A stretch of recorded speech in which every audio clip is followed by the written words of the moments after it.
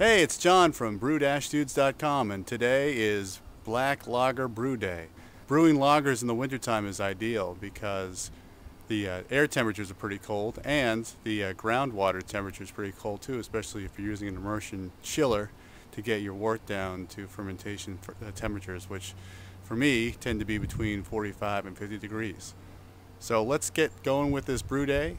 I'll show you what's going on, and maybe you'll learn something, maybe you won't. I don't know. We'll find out. So here's my mash tun. It's been 60 minutes of mash time at about 154 degrees.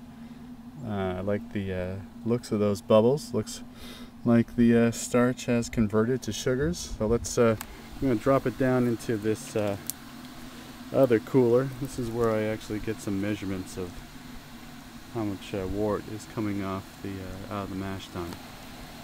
It's got a nice dark brown color to it, and mahogany color. I'm calling this a black lager rather than a Schwarzbier because it has roasted barley in it, which I don't think really has a place in Schwarzbier. But we'll make this black lager. It'll be nice and a little bit, I guess, a hint of roastiness. That's what I'm looking for. It's probably not the style, but I don't care. Okay, the wort is fully drained into the kettle, and we're starting to get the boil going. At the same time, I have my homegrown hops here. This is Mount Hood and some Magnum, and we're going to bitter with some Magnum, and then with the Mount Hood, all of this is going in here, about 2.5 ounces of Mount Hood. And we'll probably bitter with just an ounce of Magnum. So I need to measure that out and get that into the kettle once it starts boiling.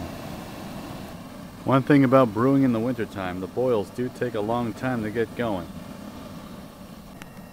Okay, the boil is going strong, and since I didn't capture the Magnum hop edition, I'm going to do the Mount Hood edition amid all the steam. There's something pretty beautiful about seeing homegrown whole hop cones going into your boil. And this is with 20 minutes to go, so we'll do a 20-minute addition, and then we'll add the rest of the Mount Hood hops at the end of the boil. Seems like there's a lot going in there, but what I find with homegrown hops, it's better to add more than what you would normally do in pellet form and hops grown somewhere professionally. With an immersion chiller, I usually put this in about with 15 minutes to go in the boil. I stop my timer because on days like today, adding this big copper coil to the boil stops the boil completely. So I usually turn the heat back up and then wait for the boil to start again, and then start my timer again. So back to the waiting game. Okay, 1 hour of boiling done. So we turn off the propane, and then we're going to add in our last batch of hops, just wherever it can go. It's going to sink in there. And then we're going to turn on the water, start chilling the wort, and get it down to fermentation temperatures again, between 45 and 50 degrees Fahrenheit. Okay, after a long wait, we did get it chilled down to about 48 degrees, and I'm now about to rack it into my fermenter, sanitized fermenter. The only issue with using whole hops for me is I tend to use this nice spigot out of the kettle into the fermenter to rack and aerate the wort into the fermenter, but with whole hops it gets clogged and then you can't use it at all. So I have my my auto siphon here, which is sanitized, and we'll move the wort from the kettle to the fermenter. And here we go. And here we go with the filling of the fermenter. I do not fear the foam. You can see some of the star sand foam is left over. I do not fear it.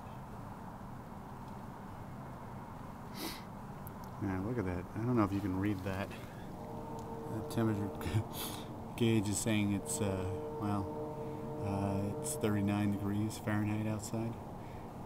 Yeah, that's the realities of wintertime brewing. Okay, I took a little gravity reading, and if this thing focuses, yeah, I guess you'll just have to take my word for it. It's about 1050. How about that? Moving over here to the kettle. Look at all those spent hops. Ton in there.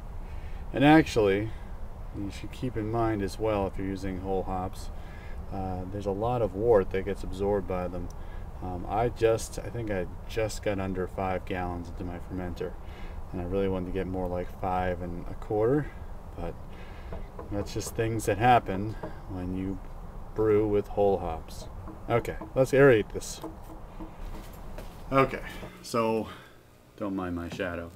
I have a little aquarium pump which goes down all the way down here to a little filter, which then feeds into the fermenter and aerates the wort. I do this especially when I siphon the wort into the fermenter because I get a lot of splash from the spigot, but if I use a siphon, not so much. So it's very important for me to aerate this before I pitch the yeast. So, and that's about it. I guess the next thing I'll do is pitch the yeast and then put this in the refrigerator and let this chill out for a couple of weeks at 50 degrees. So until then, happy brewing and brew on.